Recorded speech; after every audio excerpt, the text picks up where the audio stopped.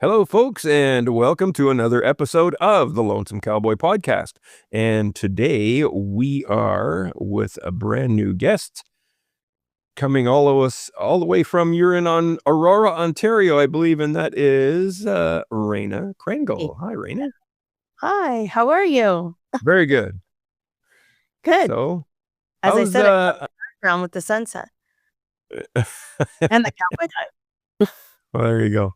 That works.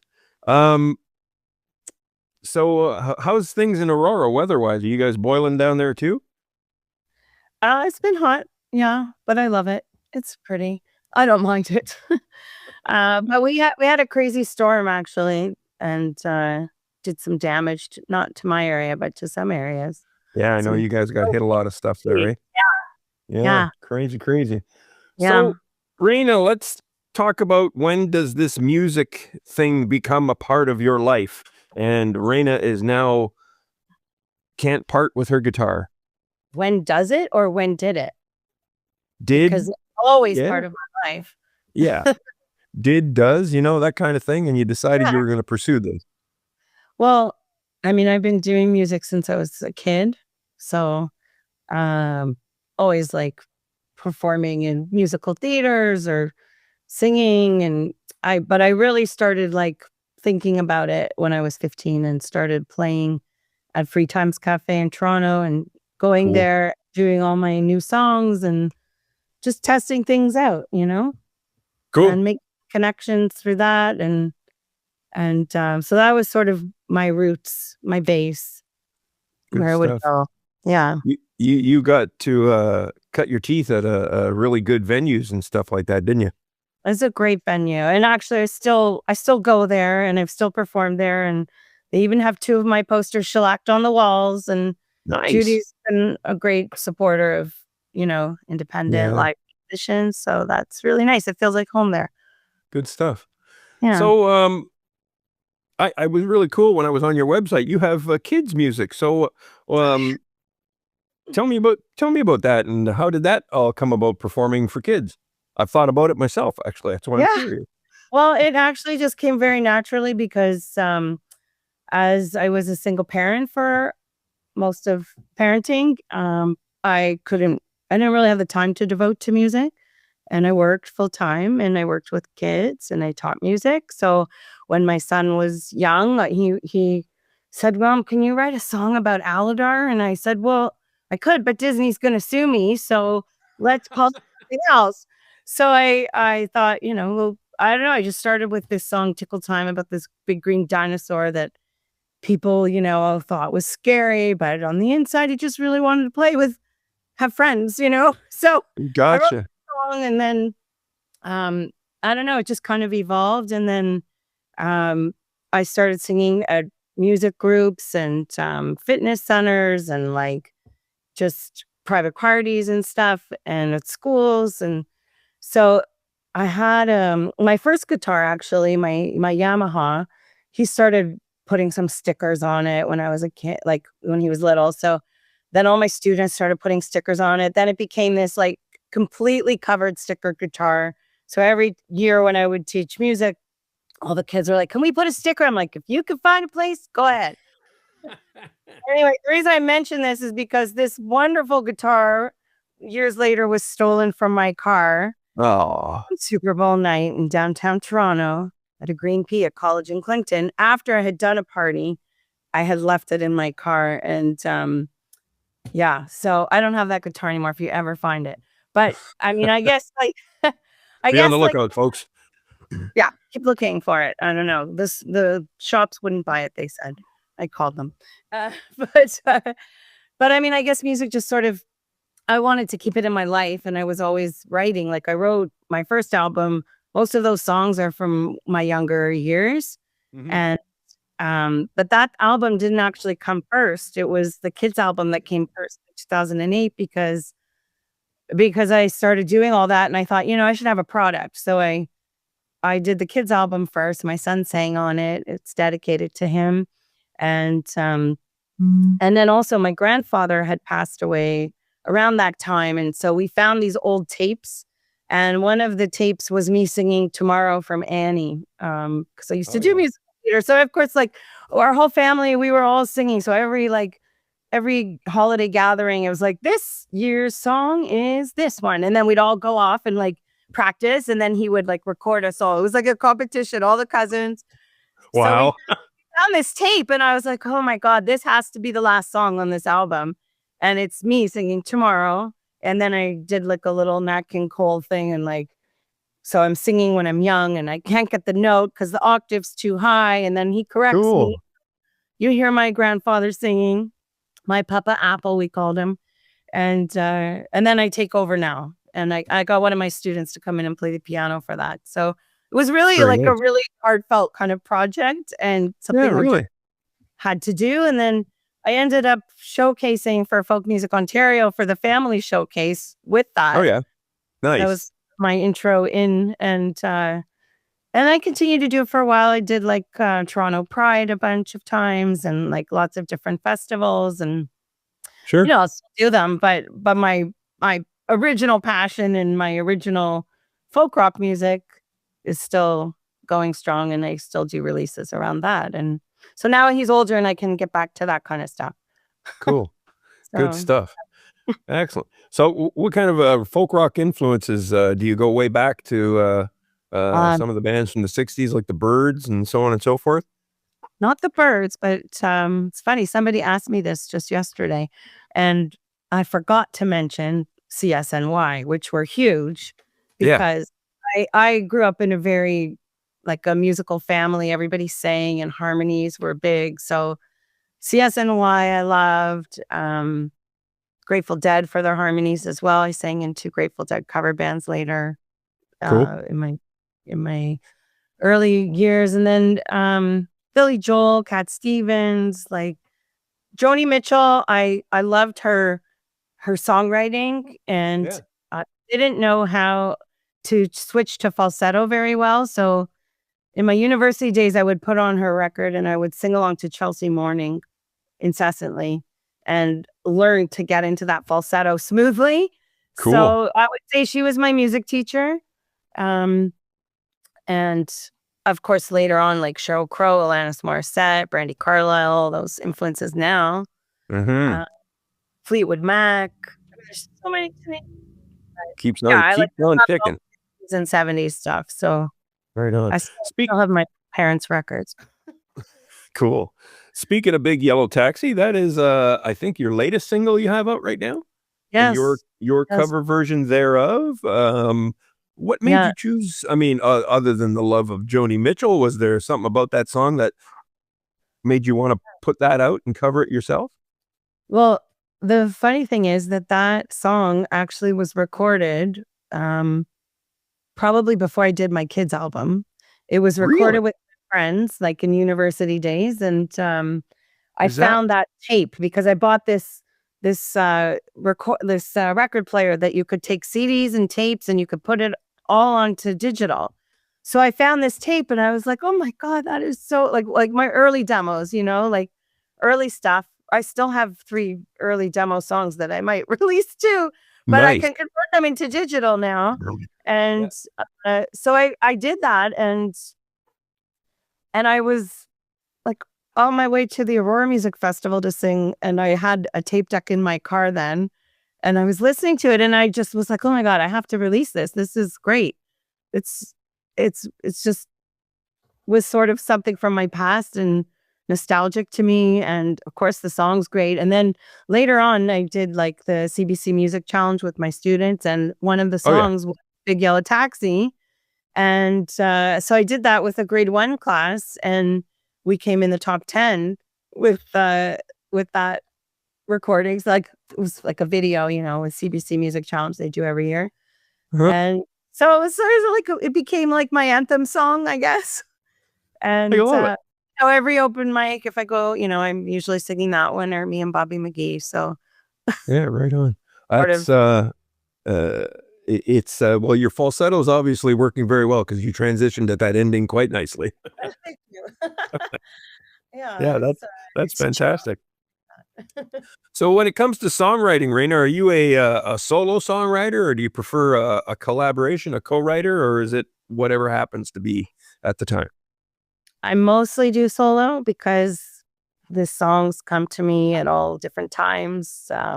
Sometimes in a dream, like my beautiful dear did, and but I do like the people that I record with. They're friends from university days too, and my good friend Brian Siegel. He helps me a lot, and we co-produce together. But sometimes he'll challenge me on some of the lyrics, and so things will get tweaked a little bit, but I would say most of the time I write alone just because I don't know why, I just do, and I guess it works better for publishing too, it's a little less complicated, but Mhm. not against writing with other people, it's just I tend to write alone just because that's how it comes to me. I hear the horror stories all the time from, you know, 2 songwriters, and somebody says, so they get a sync placement, and one says yes and the other says no, and it's like, "Ah, here you are, you're stuck." Right. Yeah, I Yeah. mean, for creative wise, I own all the masters and own all the publishing, so that's the way I like to keep it. Yeah, Really. and that's its best way to keep it. Yeah, That's I for think darn so, sure. think Yeah. so. Yeah. So when it comes to songwriting itself, is it a discipline for you, Reina? Like, I mean, you do it same time every day or whatever the case may be, or a regular time, or is it inspiration hits, I'll start writing then? It's really funny you're asking me these questions because literally someone asked me both the other question and this one yesterday and it was a Wow. young girl, like just I Great happened. minds think alike. I like her. Um, I don't I don't have a specific time I sit down to be honest and do it. Like I think just like life happens, I read about things, I hear about things, I experience things, other people experience things and I observe and then something comes. But I would say, like, the music usually comes first for me, Oh, okay, cool. and, like, so I'll sit down and just fool around, and then, chord progressions come, and I'm like, "Oh, I like that," and then I start making up words, and then often there's just something on my mind, or sometimes there's been nothing and something comes from it, so something can come from nothing.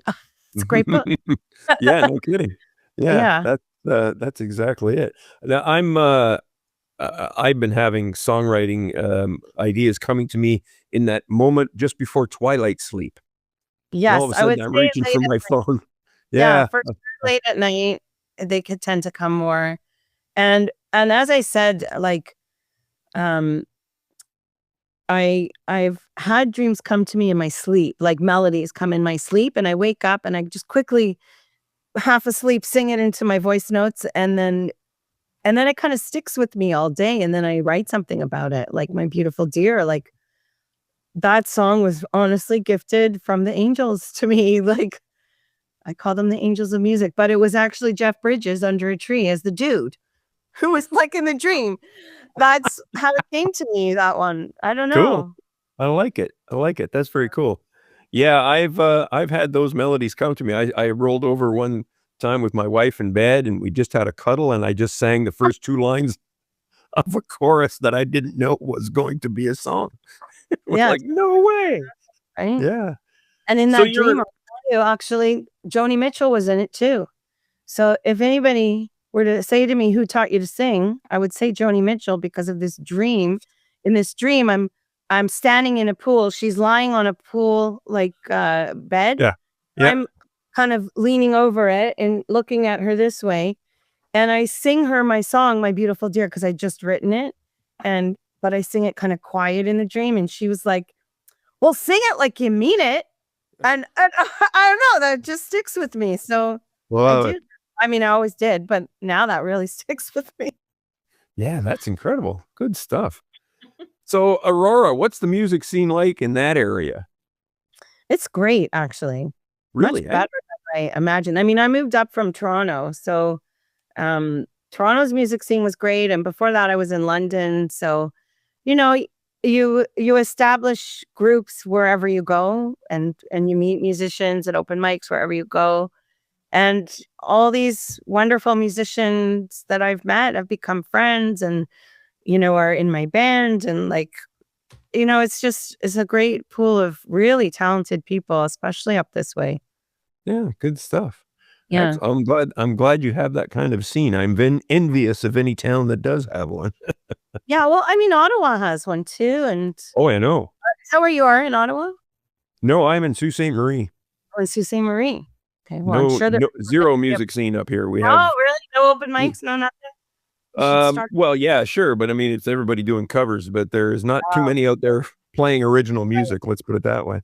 I know. I listened to one of your interviews with the festival booker.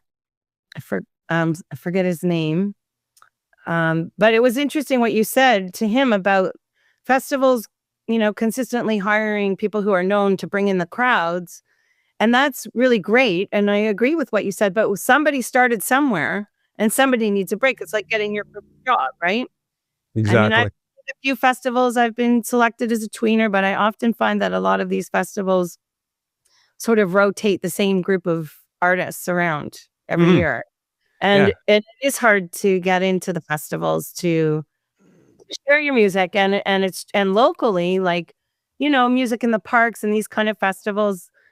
I even like the bar scene anywhere, Toronto or here, like people want to hear cover songs. That's what they want to hear, tribute shows. And I get the idea of familiarity, but where did those tribute shows come from? From original artists like myself and others that started with original music, right? Yeah, exactly. So Yeah. it's like it's a fine balance, I think, for bookers, but also it's frustrating for independent original artists, right? Yeah, exactly. Yeah. It's like I said, the festivals are a rigged lottery. Right. Yeah. Nothing more than that.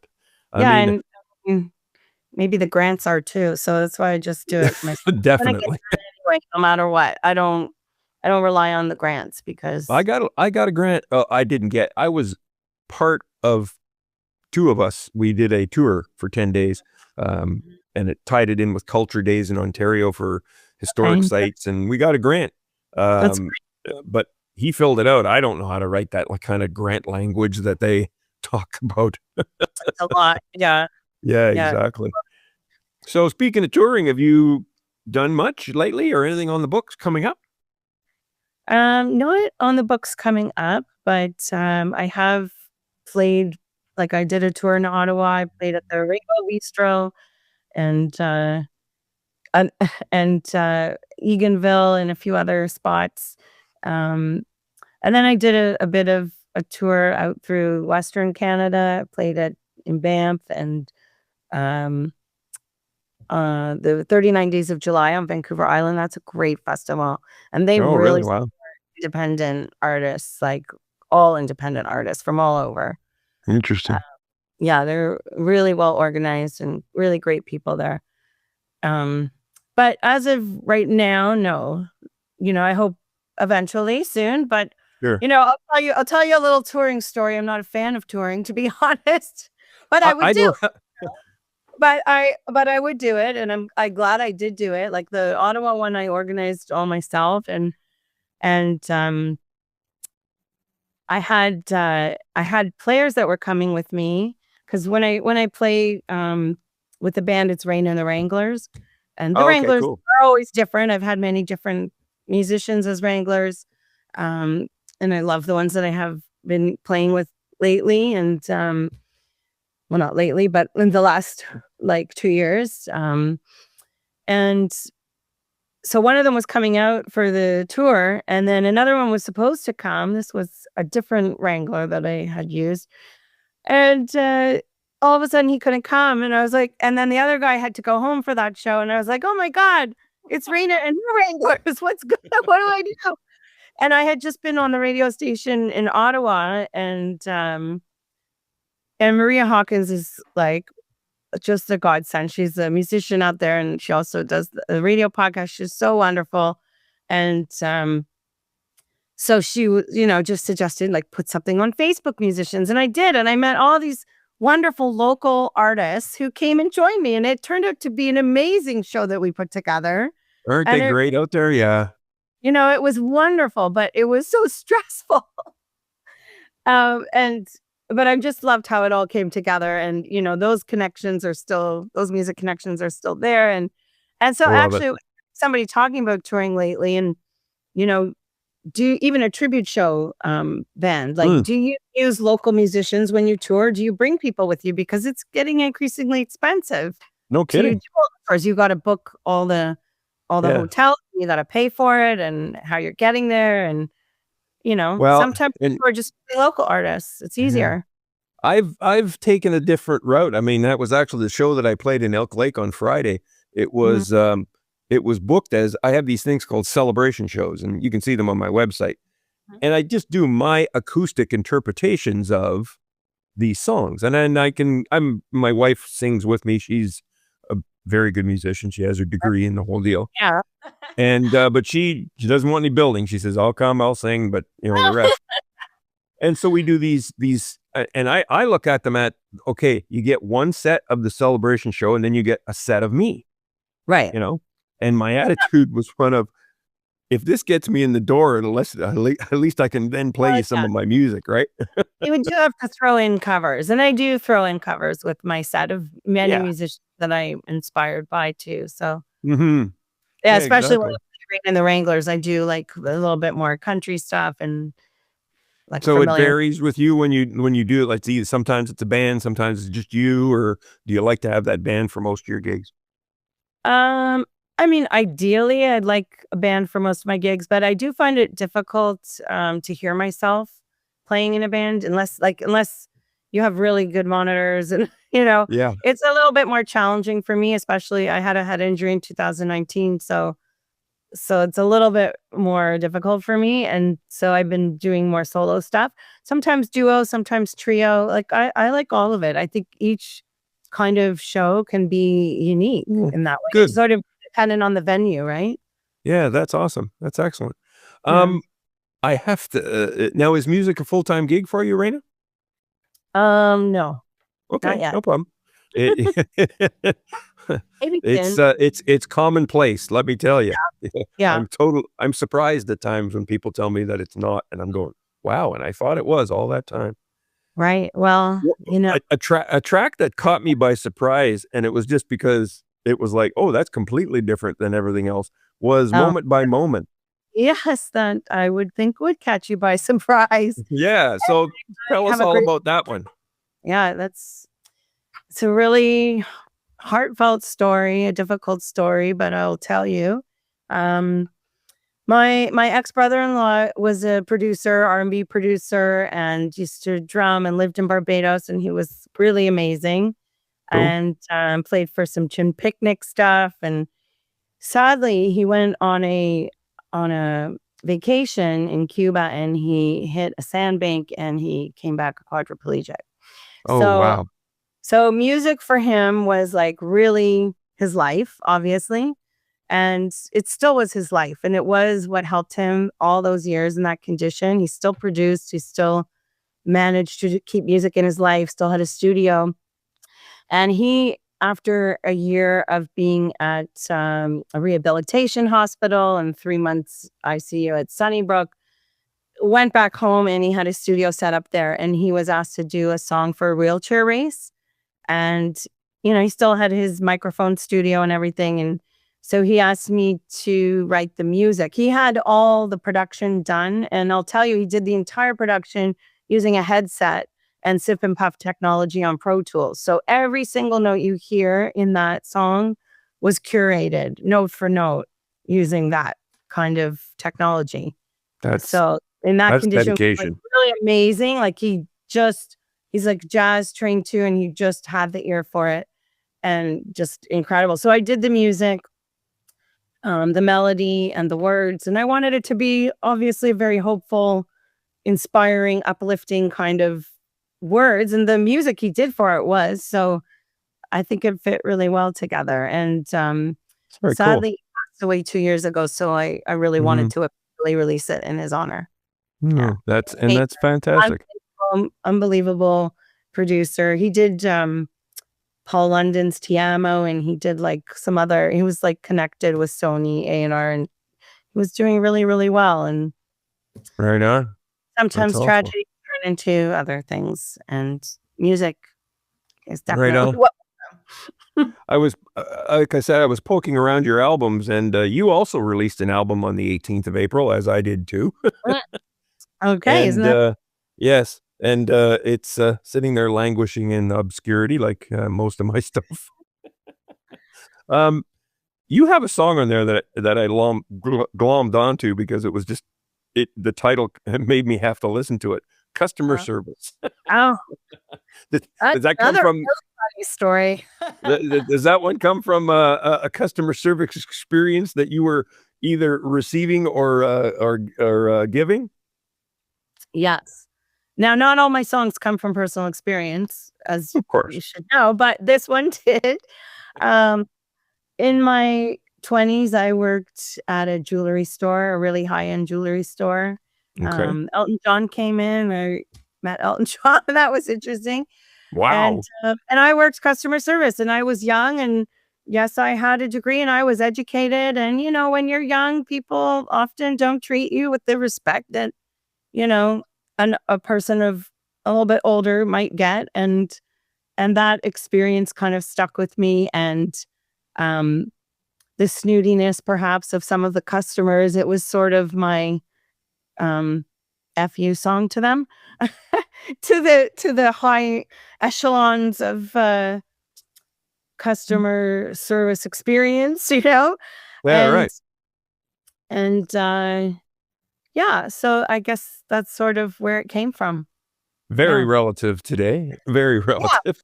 like, and I make sure to treat people respectfully with customer service. There's, obviously we, have, things that, you know, maybe don't go your way, but it's how you say it and whatever. Um, but, just you never know who's behind the counter and how educated they are, I guess was the point of that song too. Yeah, exactly. Yeah. Don't Yeah. judge the book by the cover that you think it is. Which is basically the song of my kid's song, Tickle Time, the dinosaur. Don't judge a book by its cover. It's like common See? theme. There you go. Excellent. That's awesome. And hopefully your experience with Elton was positive. Yeah, he was very nice. He was, That's good there stuff. to get Good stuff. something for his, I think it was then his boyfriend. Not Oh, they weren't cool. married yet, because he's, Canadian. Ah, His that's husband, right. yeah. That's right. I've heard that. Yes. Yeah. Raina, tell the folks if do you got anything coming up? Music, releases, writing, playing, what you got going on? I do actually. So, Good. my song, "My Beautiful Dear" that came in a dream was part of the songwriting sort of change of paradigms for me, at that time of recovery from the head injury. So, I sort of released that as a precursor to this next project that's coming out in Thanksgiving weekend. Mhm. It's called Headbangers: A Musical Recovery, and it's really just a journey during, this happened during, before COVID actually. So, it was the year before COVID, and I had a standstill, a sudden stop that everybody experienced in COVID, but I experienced it a year earlier. So, which was really actually a good thing for me because I sort of knew how to cope with some of the challenges that a lot of people were having when everything stood still during the shutdowns, right? So, Mhm. um, so yeah, so it's sort of like a project of those songs from that time and finally getting recorded. And So, yeah, cool. Now, you had a traumatic head injury? I did, yeah. Okay. It wasn't like it's called a mild TBI, but Oh, okay. there's not there's nothing mild about it, I will tell you. So, Yeah. I don't Yeah. know why they use that term, but they do. And, yeah, so, like, I was off work for a year and a half at that time, and it was a long journey back, and I still have, like, a few leftover things, like, difficult to hear myself in a band now. It's a little more challenging, like, Mhm. the brain adapts and everything, and that's sort of what Headbangers is about, is resilience and adaptability and using music to help with, um, just overall feeling better too. Like I had gone to a music workshop prior to that injury, learning about how music helps with language for children, like how in Yeah. every language, it doesn't matter what language you're learning, but if you use music to teach language, children acquire through music any kind of language, whether it's English or their home like language. So I sort of knew already about, connecting neurotransmitters and that whole process and idea. So basically, during this recovery time, I was using music to sort of do my own therapy and help me because, you don't know how you're going to recover. Like at that time, I couldn't remember more than two words or numbers in a row or things like this. So you Wow. have to like retrain your brain. And so I was using music. So if I could just do, you know, 1 minute that day and then be exhausted, then okay, the next day I would try again, and do like a little bit longer if I could. Or so, Yeah. so a lot of the songs sort of came during that, and the songwriting process totally changed for me at that time actually, because as I mentioned, I did like the music first and Mhm. then the words would come. Yes. But I don't know if it was just that it was a short window of opportunity to play. Everything sort of came at once, like all at once, the words and the music, and it was really kind of different. And so, I've heard of that happening with people with brain injuries before. It's a really interesting thing how creativity ebbs and flows through healing like that. And Mhm.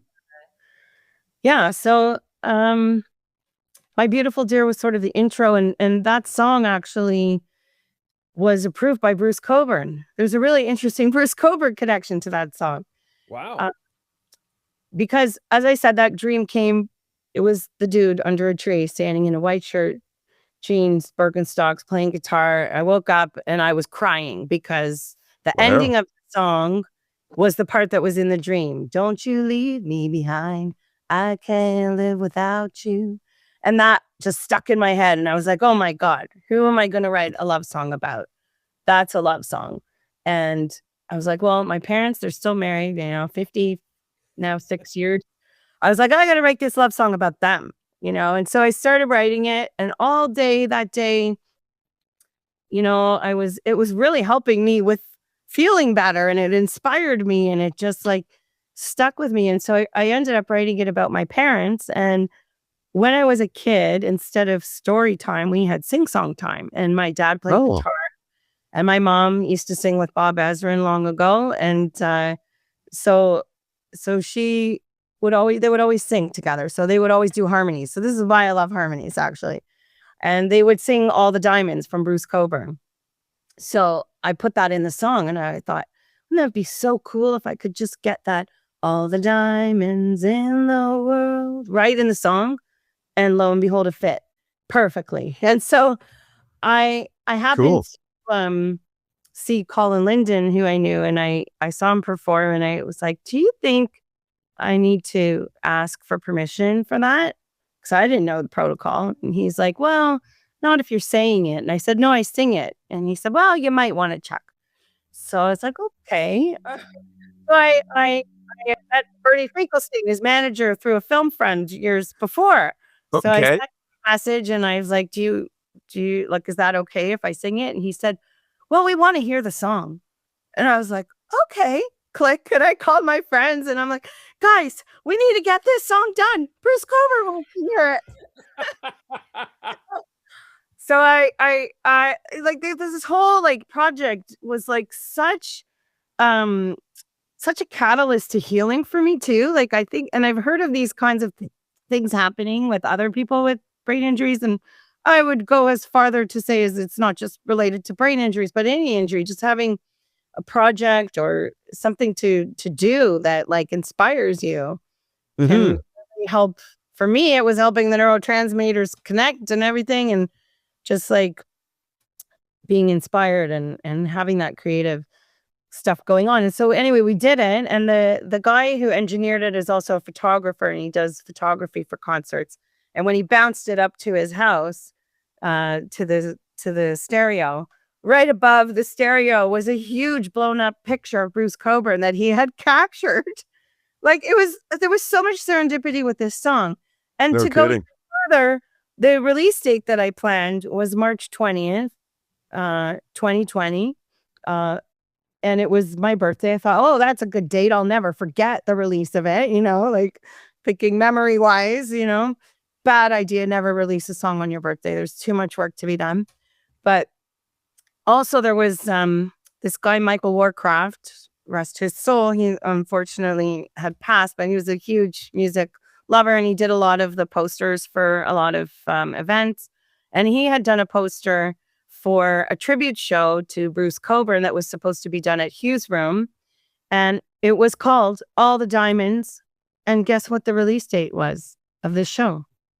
The day your birthday.